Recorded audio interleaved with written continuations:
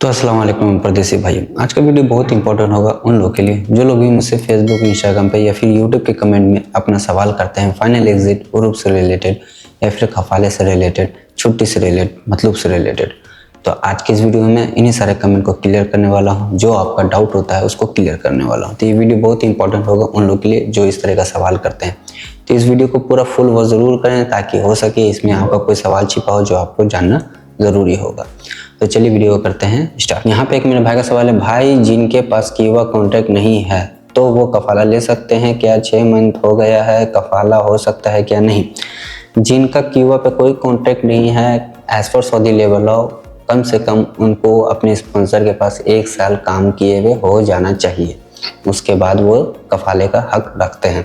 अगर आपका कीवा पे कॉन्ट्रैक्ट नहीं है, 1 साल आप अपने स्पॉन्सर के पास काम करें, उसके बाद आप कफाला ले सकते हैं, उससे पहले आप नहीं ले सकते। ठीक है, चलिए देखते हैं दूसरे कमेंट को। यहाँ पे एक मेरे भाई का सवाल है, अस्सलाम वालेकुम भाईजान, अगर हम किसी बैंक से लोन ले लें तो क्या नकल कफाला हो सकता है? नहीं, अगर आपका नाम पे गाड़ी होगा, अगर आपके नाम पे कोई फाइन होगा, आपके नाम पे कोई पेनल्टी होगा, कोई किसी तरह का लोन होगा, किसी EMI वगैरह होगा, तो जब तक आप उस चीज़ को क्लियर नहीं कर लेते तब तक आपका नकल कफाला नहीं होगा किसी कंडीशन, चाहे आपका अकाउंट एक्सपायर हो, चाहे वैलिड हो, चाहे हुरूफ हो।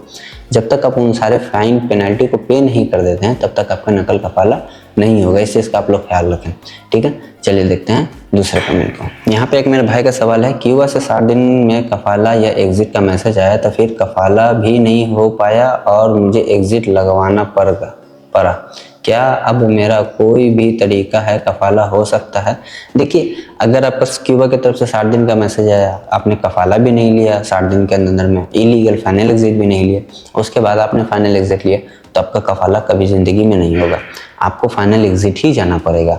हाँ, कुछ तरीक़ेकार है जिनको फाइनल एग्जिट को कैंसिल करवा करके हो सकता है, लेकिन वो कुछ और तरीका है, वो यहाँ पर नहीं बताया जा सकता।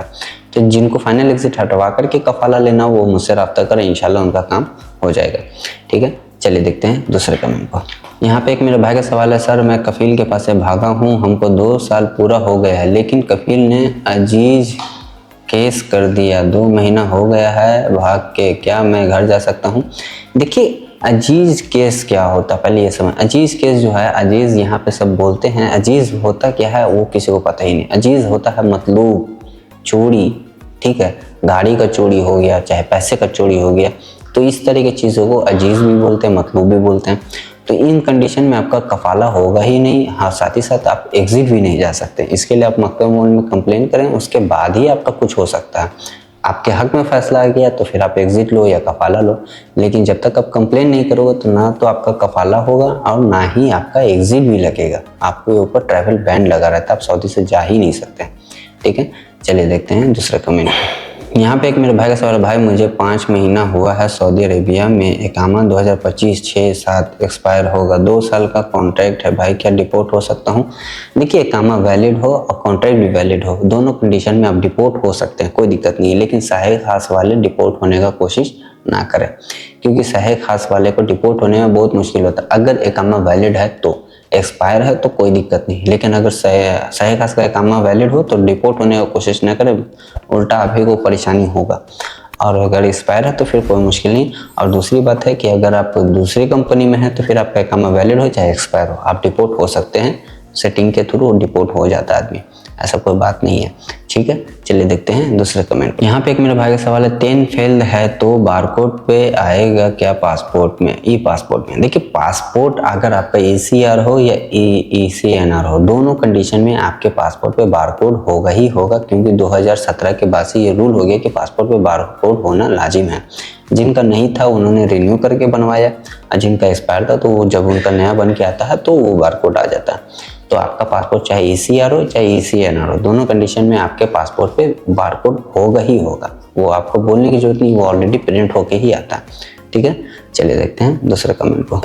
यहाँ पे एक मेरे भाई का सवाल है, अस्सलाम वालेकुम भाई, मेरा इकामा ख़त्म हो रहा है, अगर ख़त्म हो के रिक्वेस्ट मंगाएं एक्सेप्ट भी कर लें, क्या मेरा कफील इकामा रिन्यू कर सकता है?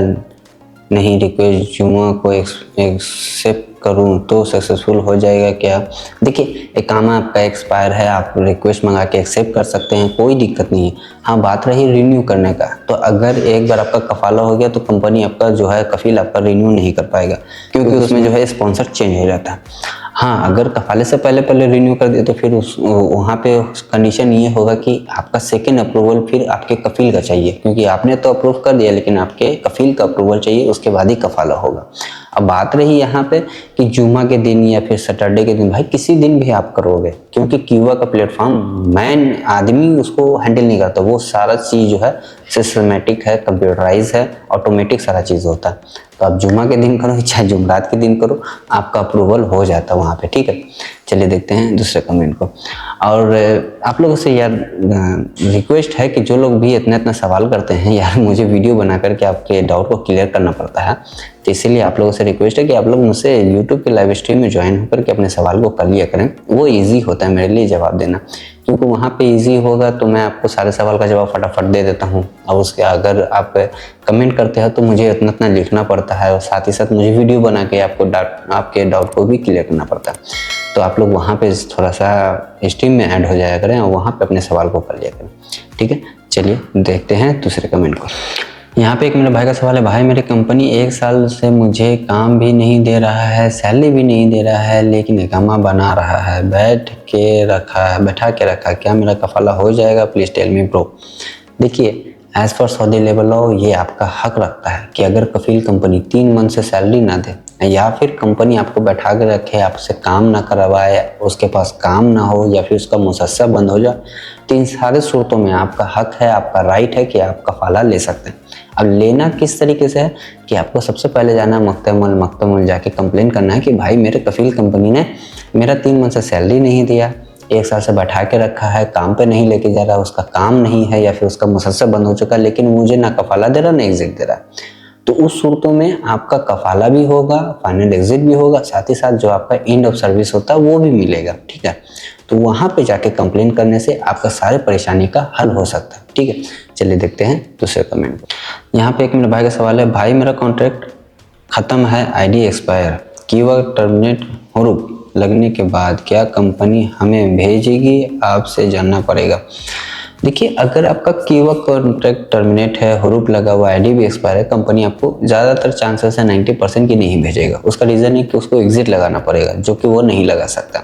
हाँ, कुछ कंडीशन में ऐसा है कि आजकल नया जो है ट्रेंड चला हुआ कह सकते हैं कि कंपनी आजकल एक दिमाग लगा के रखा है कि वर्कर का इकामा एक्सपायर है, एग्जिट नहीं लगा पा रहा, तो उसको क्या कर रहा है, मकतब ले जा रहा है, वहाँ से जाकर के फिर जब्जात ले जा रहा है, फिंगर करवा रहा है, एग्जिट लगवा रहा है। तो कुछ इस तरह का आजकल ट्रेंड चला हुआ है, लेकिन उसमें वर्कर को ही नुकसान है। उसमें नुकसान ये है आप लोगों को कि जब आप फिंगर लगा करके एग्जिट जाते हैं जब्जात से, मकतब से, कहीं से भी, तो आपको बैन लग जाता है, ठीक है। दोबारा आप सऊदी अरेबिया नहीं आ सकते हैं। अब ये नहीं कह सकते कि आ ही नहीं सकते, हो सकता है उसमें 3 साल 5 साल का बैन लगे, 8 साल का भी बैन लगे, हो सकता है लाइफ टाइम का भी बैन लग सकता है।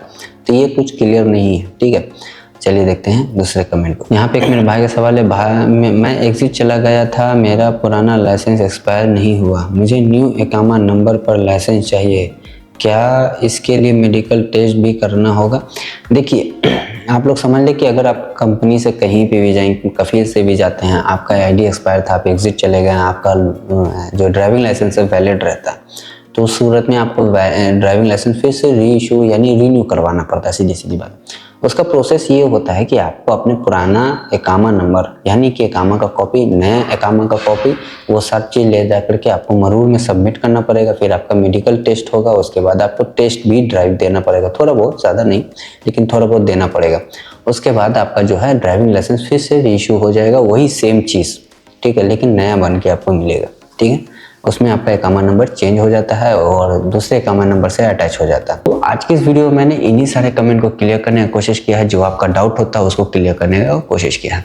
आने वाले वीडियो में और भी इंशाल्लाह आपके डाउट को क्लियर करने की कोशिश करूँगा, जो आपका सवाल होता है उसको पूरा करने की कोशिश करूँगा। फिर भी अगर आपका कोई सवाल रहता है तो आप प्लीज़ यूट्यूब पे लाइव स्ट्रीम में करता हूँ डेली सऊदी के टाइम से रात के 9 से 10, वहाँ पे ज्वाइन होकर के अपने सवाल को कर लिया करें। वहाँ पे ज़्यादा ईजी होता है सारे सवाल को जवाब का देने में।